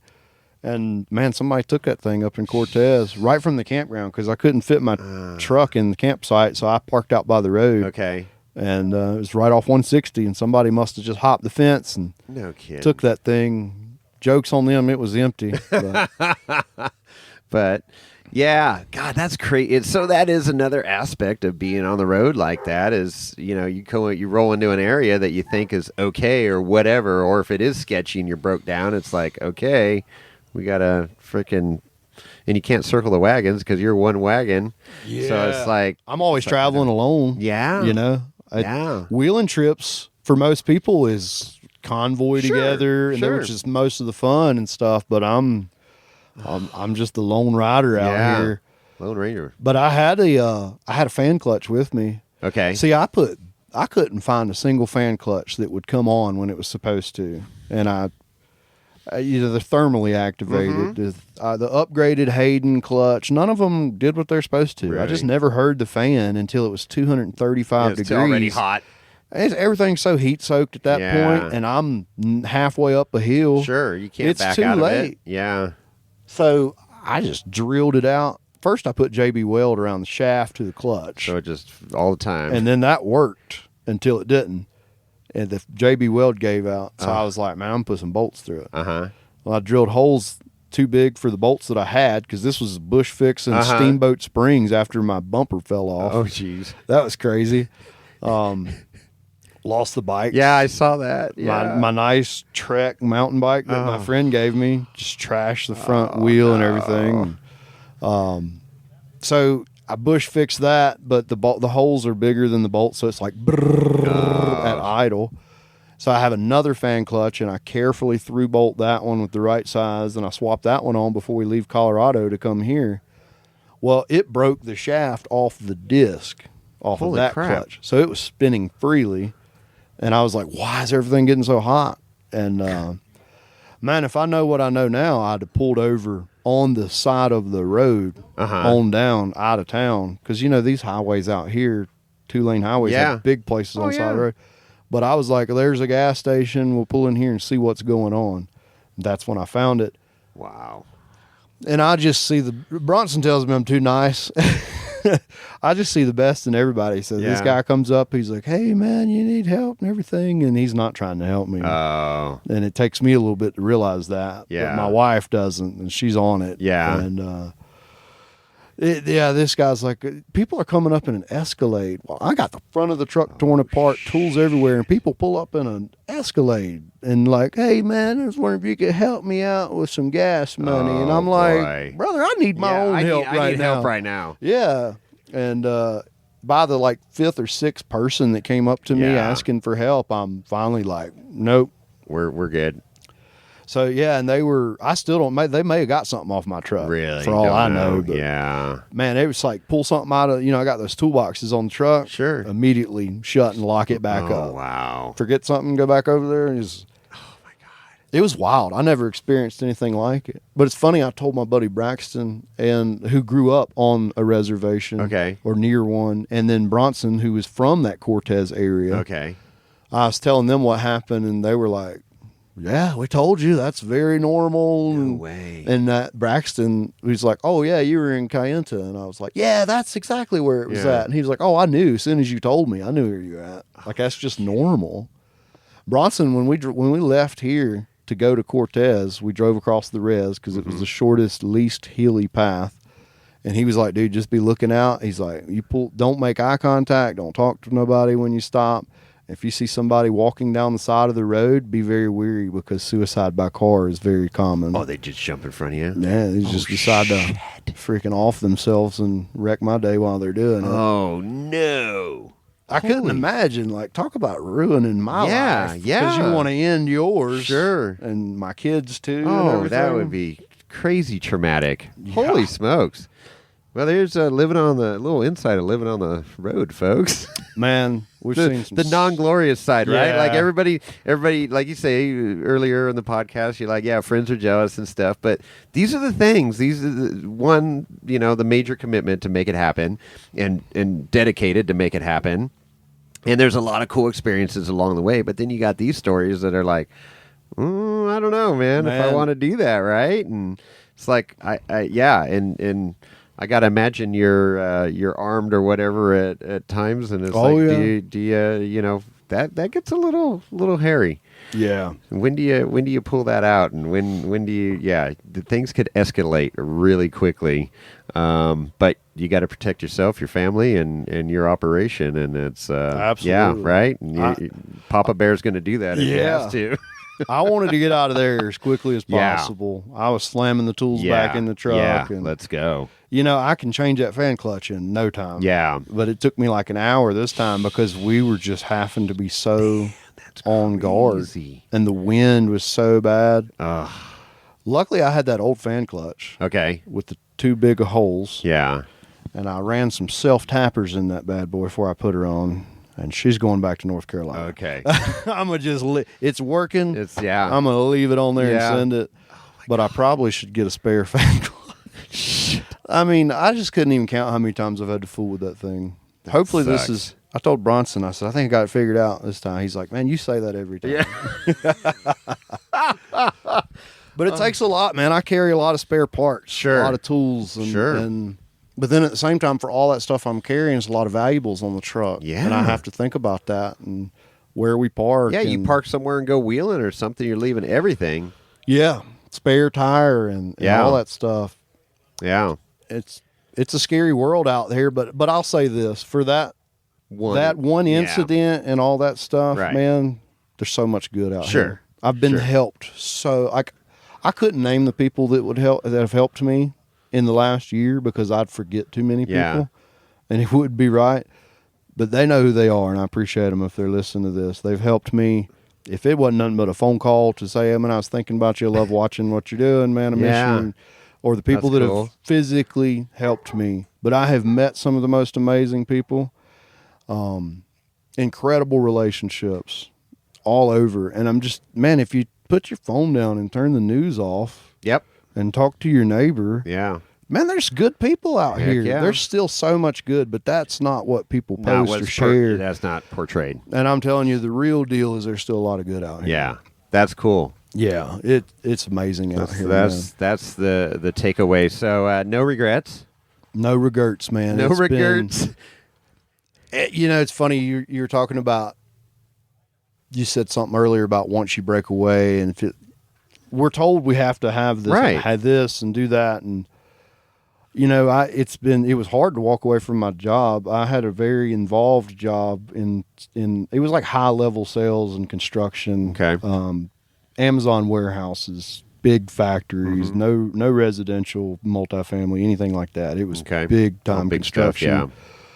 And I sold a lot of anything that went in, on, and around concrete. Okay. So that concrete was my life, and I love concrete. Yeah. I love construction, but so I was managing all of that stuff. But the people that make those decisions and make these projects happen, they don't work a 9 to 5 either. Yeah. They're managing that stuff 9 to 5, Sure. and then from 5 to 11, they're managing tomorrow's needs. So guess who's talking with them Yeah. at those hours? It's me. Yeah. And I worked on vacation. I worked all the time. I was always available, and I didn't know how much that was taking out of me until I quit. And it took me 2 weeks to tone back down and rein all that back in because I just kept checking my phone, kept feeling like I needed to call somebody back. And then eventually my family came to me and was like, man, you're so less stressed. You're so much happier. You're not on the phone all the time. We just love it. Yeah. And I say all that to say now that I have stepped away from that for a year, I've worked with different people, pick up a little job here and there if I see the opportunity just from talking, and make a little side cash. And I get to doing things with these people, and they're like, man, I need like 4 guys like you. Right. So I realized, like, man, I'm pretty valuable. And so that started to turn into, I don't want to work for nobody else again. It's like, why would I? Because I can do this on my own. And now I'm actually talking about doing some independent consulting because I still have a lot of my old customers that I chose to give my personal number. Okay. They still call me for problem Yeah. solving and Wow. like, well, what would you do with this scenario? And this is our time limit. And I'm like, oh, well, you can get this and do this, that, and the other. Because I had a lot of years in Sure. that. And man, if I can put consultant on my resume, that's Yeah. good. You could. Why And not? I don't care anything about the gap in my resume. Yeah. If I sat down with somebody and we went back to a normal life whenever that is. Whatever that is, right? And they'd be like, "Well, I Right? see you didn't work for 2 years." Yeah. I If was they out have a off-roading for problem, 2 yeah, years. if they have a problem that I put myself in a position to go, I don't want to Yeah. work for them anyways. No. I don't want to work for anyone else. So, so the business that I was in, I got to meet a lot of interesting people. People that were very successful in their particular business, what have you. And I was playing golf with one guy that I really respected, businessman, and he said, there's certain people that shouldn't work for anybody, should work for themselves. 100%. And he goes, "You're one of those people." And I go, "Really?"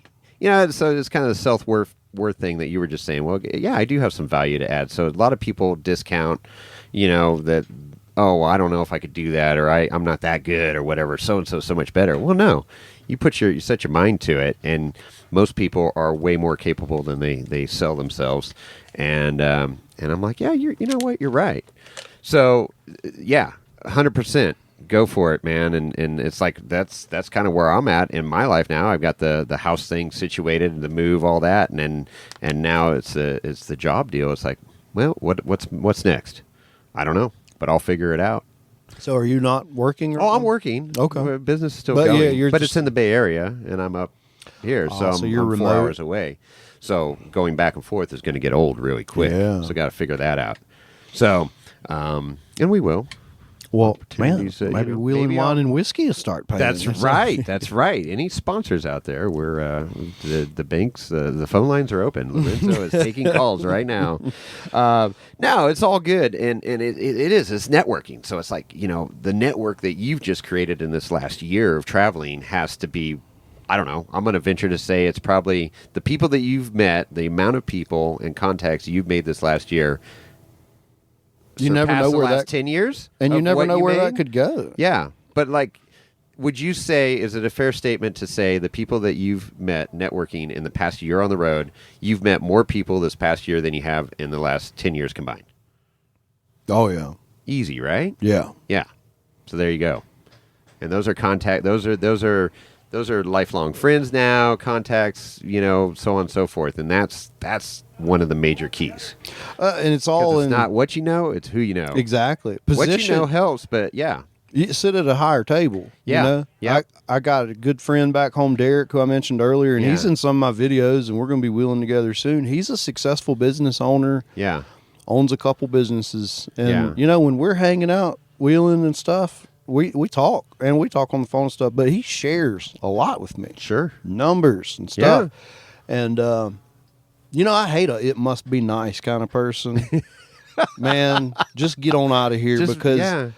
So my buddy Derek, he just bought a JH Fab buggy out Okay. of Texas. Nice. And rear steer, Yeah. all the good stuff. He's got another XKOH buggy he just sold. Okay. But he's doing really well. He's got the Sundowner and all that stuff. Sure. But, I know the other side that people don't see of him. I remember his 10-year anniversary of starting his own business. He was stoked about it. So this October, I think, is going to be 12 years. Okay. I met him in 2019, so I think his business would have been 8 years old at that point or something. And he was only just then starting to see the fruits of what he had put in. Mm-hmm. But I know the story of when he saved up 30 grand, quit his job, lived in a condo with a window unit in only his bedroom and ate ramen noodles. Yep. Yep. Didn't drink, didn't do anything, Right. didn't go out, just To grinding. make it happen. Now he's years in, it's doing really well for him. Yeah. And that's the only thing people see when you do that Well, stuff. it is. It is. And they don't, nobody wants to realize the hard work and dedication that goes into it. It's like the instant gratification. That's the world we live in right now. It's Yeah. like everything's right there, right now. I want it now. No, you got to work for this stuff. The other thing I was going to say when you were talking earlier is, you never want to be the smartest person in the room, right? No. You always want to learn from these people. And so I take that, like this trip here, Sand Hollow, this is, by far some of the toughest wheeling I have ever done. And I learn so much every year because I go out with Randy Slauson, these frickin' guys that just, ridiculous skills. Oh, yeah. And I learned so much when I go out here and wheel with the people. And Bronson's another classic. Yeah, I've learned a lot from and him. I love how he, his videos have an educational component to it. So it's like, you go in and he's talking about why they picked this line or how they're going to attack this line, what they're going to try. This may or may not work, but let's see. And that's a really cool. So to learn from your fellow four-wheelers, and it's cool.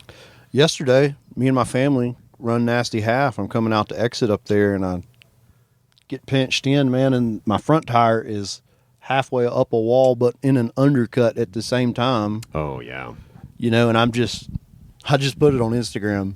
But I just start wiggling that wheel, It's called the Woody Wiggle out here. Yeah, that was something that I saw on Bronson's channel and everything, and it is try to free up that front end. Yeah, that's a technique I never done before. And then the front dig stuff. Yeah, on the East Coast, front dig was for turning around. Sure, that is for tight turns. Yep, I never thought about climb this right here where your back's pushing into it. It's pushing into it while your front's trying against you. It's pushing you into that undercut. So it's amazing how many times you just pop the rear out and take then the it rear just, out, boop, front pops right up, put the rear back in, and off you go. Exactly. A technique I never knew until this journey. So I've become a better wheeler. And think about the terrain I've wheeled. Mm-hmm.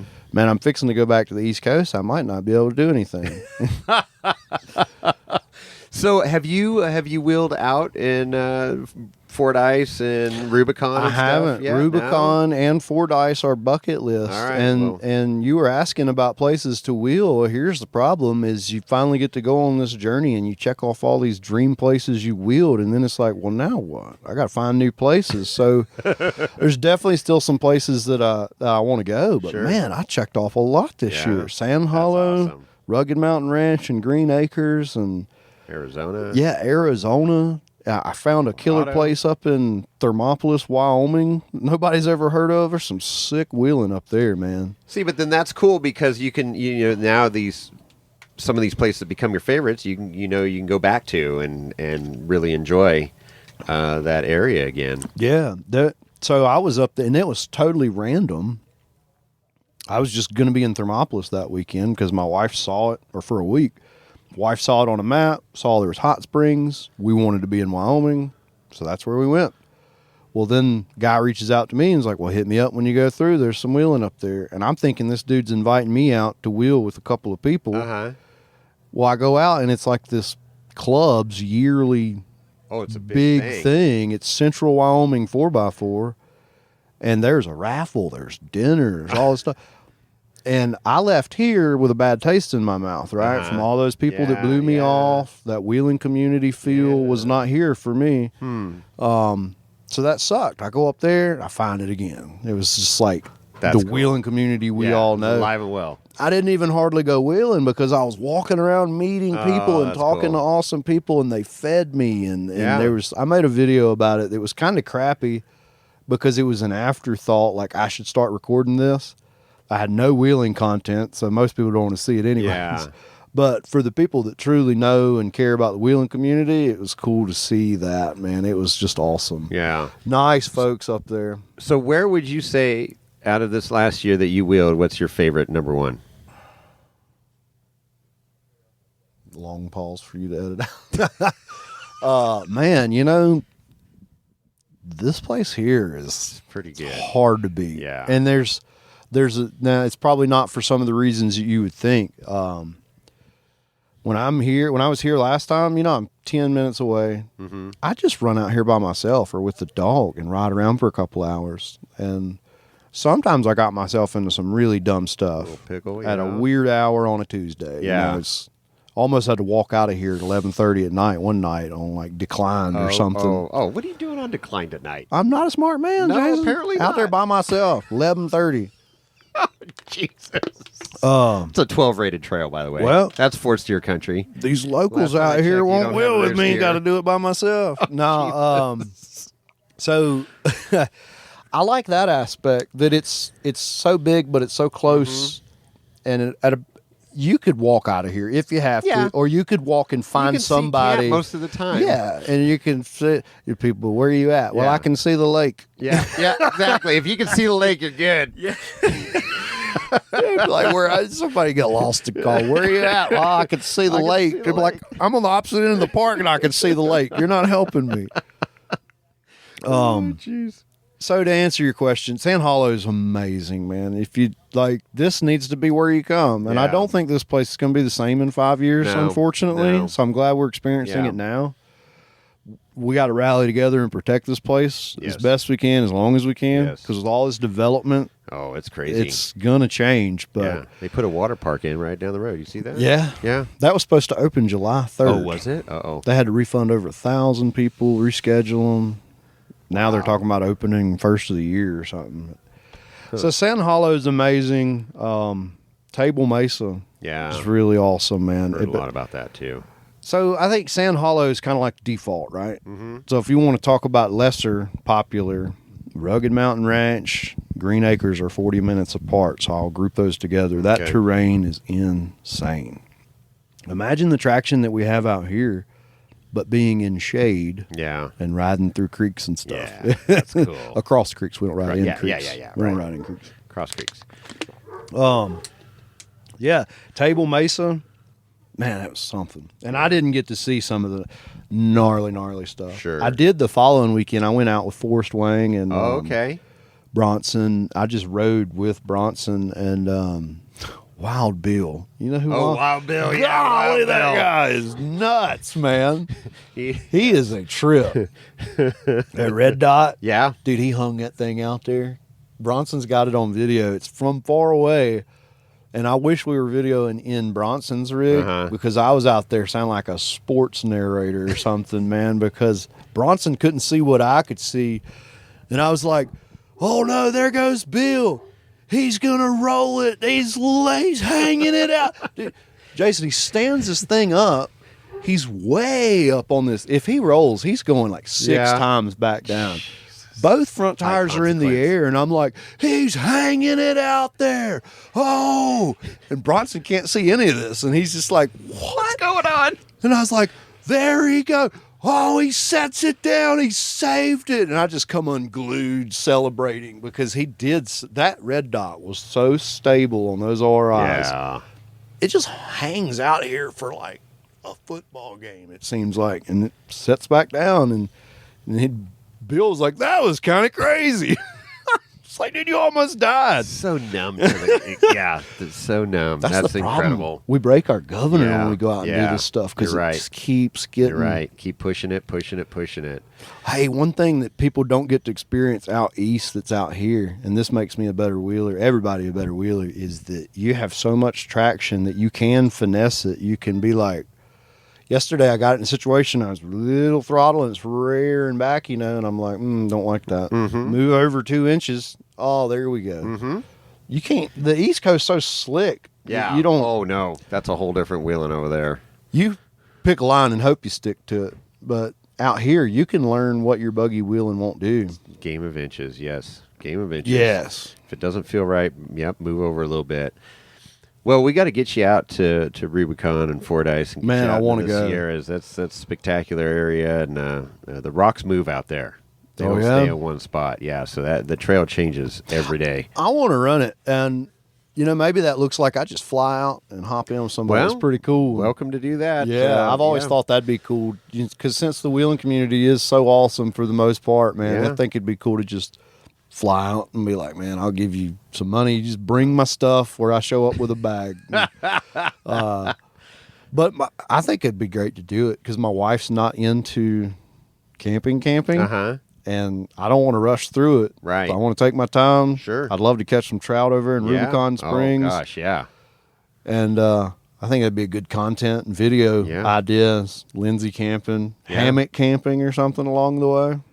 Little trail camping. And it's like, where do I put all that stuff in my buggy with a family of 4? And all the whole thing would present enough issues. It'd be very fun video to watch, I think. Yeah. You park everything at my house, and that's our jumping point, and then we go camp on the trail a night or two. Okay. Can do that. Or my wife might just drive the whole setup to the end. And Well, be waiting on us. there's that too. There's options. Yeah, Options abound. Let's do it, man. Let's call it a plan. We're going to hit make the it happen. Rubicon. Make it happen. And maybe that's next year. Yeah, Maybe I think we're running out of days this year. The snow's already flying up there. Is it? Yeah, we just got a little snow this last weekend. I mean, it's still doable, but the winter's setting in. It's hard to wrap my head around the difference in weather out Yeah. here, being from where I'm from, where we Yeah. have 4 seasons. Yeah, it's crazy. But no, man, killer stories. I love the average Joe that said, "F this, we're going to make this thing happen." You didn't win the lottery, like you said. You didn't, nobody gave you $1 million and said, "Here, go travel the country." You made some sacrifices and a commitment, and said, "Let's give this a whirl." And here you are a year later, and so far so good. It's freaking awesome. It's been amazing. I'm excited to see where it goes. As far as like goals and what the future looks like, man, I don't know. We don't know when it stops, where it stops. I will say we want a home base. Yeah. We are looking at some land on our way back east. Okay. And in theory, what we want to do is that's a place with full hookups. Mm-hmm. That's our home base. But, Sure. but we leave ourselves in a position to still be able to go out and travel for several months at a time. Yes.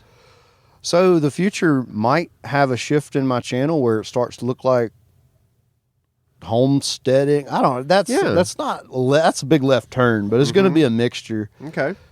But people are following us in our life, right? Mm-hmm. It's not like I'm creating amazing wheeling content like Bronson where they're following because they like us. So hopefully they want to watch the story and we absolutely build this thing up. What happens? Where does it go? But I tell you, if it ever really blew up, and I got as big as some of these big YouTubers, I'm buying Golden Mountain and as many off-road parks as I can. There you go. To save them. I love it. You ever heard of Golden Mountain? I've heard of it, yes. It was like, that was the place, man. It's just sitting there. It's just sitting there. The trails are there. The facilities are just rotten. Like if you could get a group of people together to invest. $500,000, man. We could come up. It's messy for other reasons. Yes. I got some other friends that are in the know about a lot of things, and it's just the owner doesn't. I don't know. Yeah. I don't know enough to say definitively, but it's messy. Okay. It's more than just funds, I think. But I think if one person could get the funds. Right. So, subscribe to YouTube so I can buy Golden Mountain. Make it happen. Well, so how do they get a hold of you? What's your YouTube channel, your IGs, all your socials? Let's get those out there. It's Talton, which is, seems like a very simple name. Nobody can get it right. Talton. See? Talton. Talton. That's a funny story is I can't even say my own last name right. I have said Talton my whole life because that's the way my dad said it. But my dad's just Southern, and I am too. Talton. I remember, man. You remember home phones? Nobody has home phones. No, remember answering machines? No, I remember that too. Man, if there's some kids listening, they're like, "What's an answering machine?" I remember my dad's voicemail. So you've reached the Talton residence, please. So I've always said Talton. And I met my wife, and she's like, "I'm pretty sure it's Talton." And I was like, "What do you mean?" She's like, "Well, have you ever met somebody named Dalton?" I went to school with a guy named Dalton. So that's a good point. But hurricane. Yeah. Whatever. Talton. It's T like Tom, ALTON, off-road and travel. Yeah. And it's the same on YouTube, Instagram. We got the thread thing and I got a TikTok, but I don't know how to use that thing. TikTok's terrible, man. I don't even understand it. And you got OnlyFans under Mike Honcho. Yeah, Mike Honcho. You can see this hairy butthole. It's only $9 a month for me to stop sending you pictures. Stop sending you $9 a month, and you'll. Oh my gosh, seeing those. That pictures. is absolutely classic, man. I love it. So good. Well, it's been a pleasure, man. It's good getting to know you a little better. Yeah. I love doing this stuff. Man, I enjoy listening. Cool. Well, thank you. And I think you got a lot of windshield time. I do. Got to keep it a little PG though for the kids in there. They put some headphones. Oh, in okay, there. all right. You guys ain't too bad though. Well, we try. Other than my hairy butthole. But Yeah, yeah. I was gonna say you're. I'm you're over here not telling adding you to guys this. to Yeah, you stay tell me PG. to. No. Yeah, that's it, man. Instagram, we're trying to grow. This was originally just something that we done for us. Yeah. And we were in this journey before we started YouTube. Okay. Yep. Because people kept saying, you should start. Sure. And now it's fun. It's a lot of work to do a video every week. Yes. It's a lot. Yes. And I'm struggling with the discipline. It's really hard, man. I wish I was like editing yesterday's stuff to release it today, and I wish I could release a Trail Hero video the day after it happens every day. Right. But man, you go out wheeling having and too get much yourself bound up at 12 o'clock at night, that's and you can't edit video. So check us out on YouTube, man. We share everything. It's more than just wheeling. We're just kind of sharing some of our goofy mishaps and adventures and hiking. My wife is not into hiking, but she does it anyway. So those videos are fun. She's usually about to die and like, why did I do this? And good goofy stuff going on. So it's a fun adventure, and we try to keep it where the whole family can watch it. Yeah. And, I'd love for this to turn into some sponsorships down the road and stuff. And I had a wheel sponsor lined up.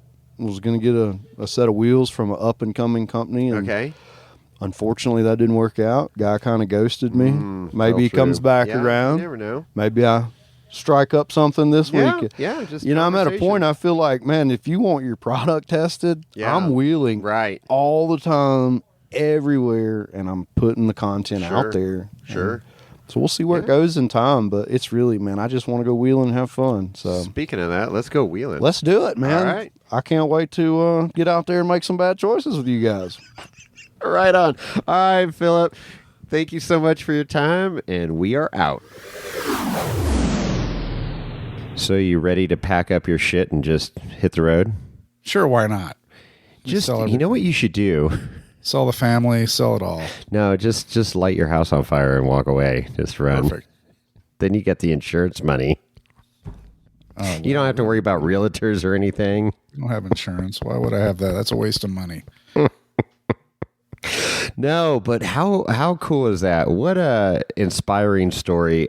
I'm sitting there talking to him, and I'm just like, anybody could do this. It's not secret sauce, right? But it's a huge commitment, and there's a lot of unknowns and uncertainty, and 98% of the people out there are going to go, F that. I don't want to even take that chance.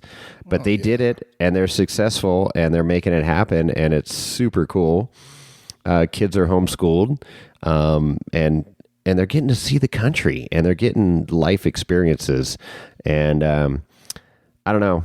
I think that's way more than you could get in the public school system for sure. So, well, yeah. I mean, bopping around, obviously, following the seasons, following the events, trying to time everything, and at some point you do need to do laundry. I don't know what their rig is like, but you got.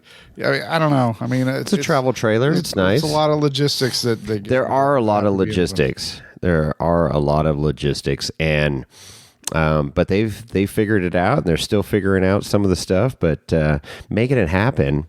The cool thing is, or the luxury of doing something like that is, one, you can go hit all these different events that you've always wanted to do, bucket list trails. You meet a bunch of the locals, and as he said, most of them are super welcoming and show you around and stuff. So that's cool. Right. But you can follow the weather too, right? You can follow the good weather. Follow the seasons. I mean, you don't want to be in the Rockies in the middle of winter. No. In a freaking travel trailer. That would be no. But you head down to Florida, or you go to Arizona, which we were just there, and it's Arkansas. I don't think it snows very much in Phoenix, but not in Phoenix, but where we were, it does. Yeah. Well, again, we'll. So there's a lot happened during that trip, and we'll get into that. But yeah, absolutely, following the weather, following the seasons, following the events. I mean, that's all what it's all about. And of course, trying to squeeze in regular life between all that stuff too is kind of the logistics part of the whole thing. Yeah, 100%. And then his rock crawler is badass.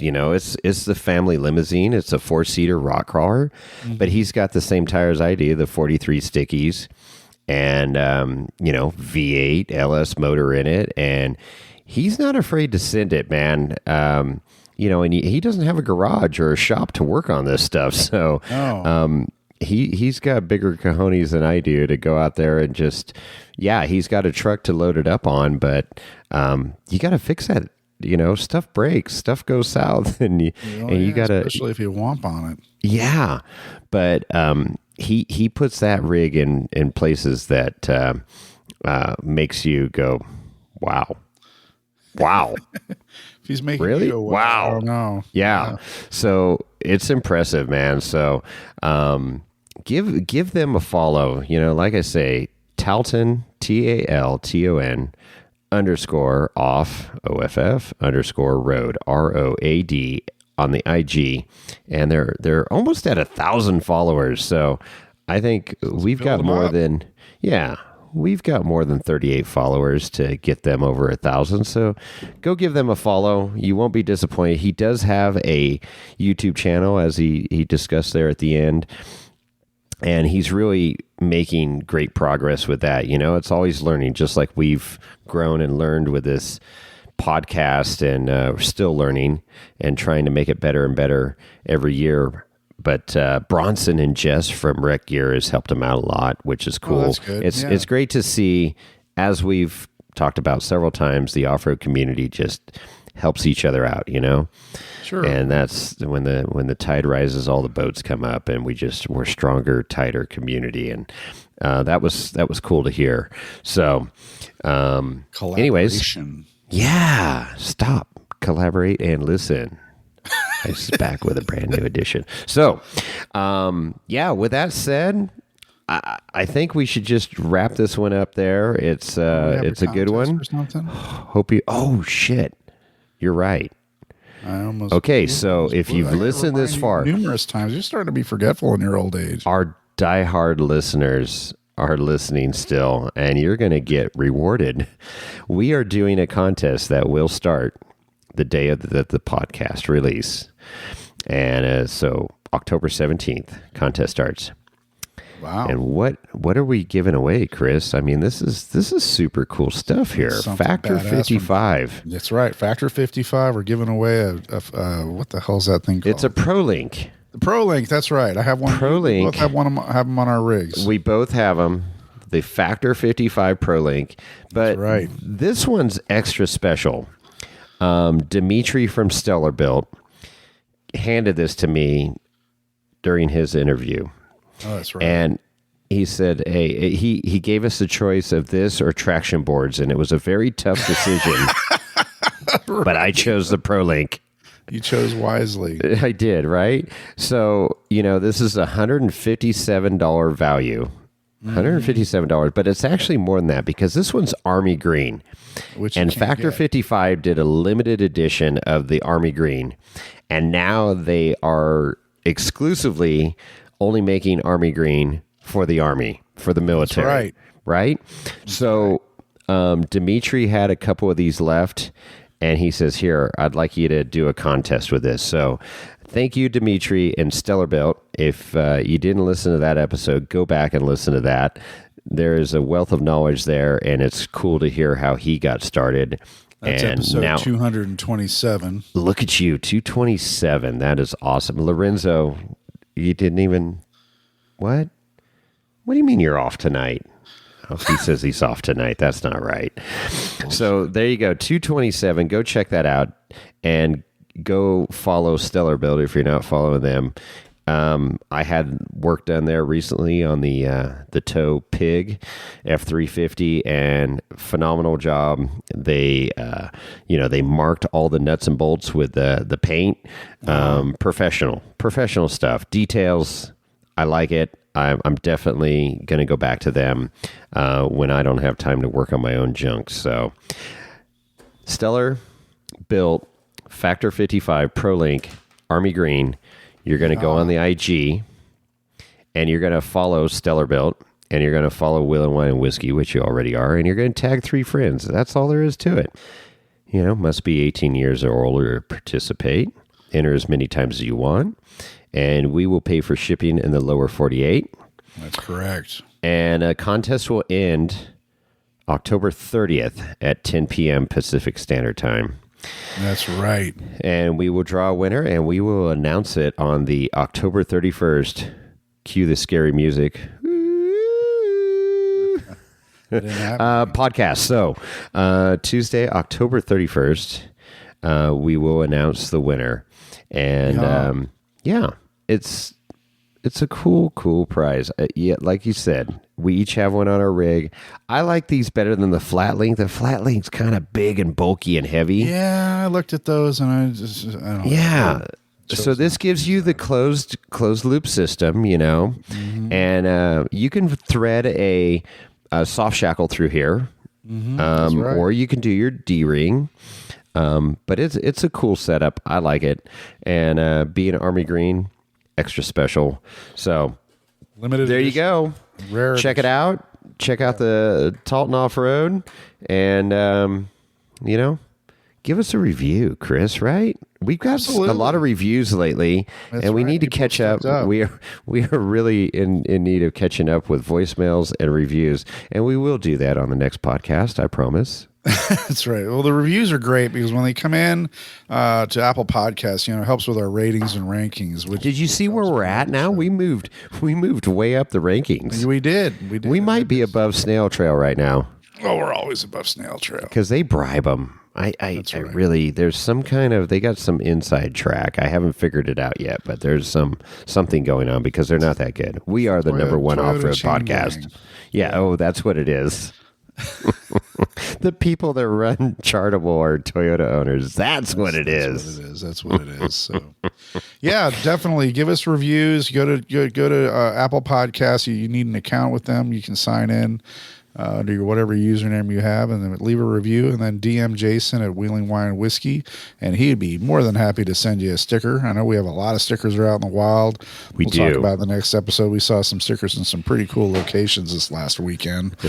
I saw a lot at Trail Hero too, which was cool.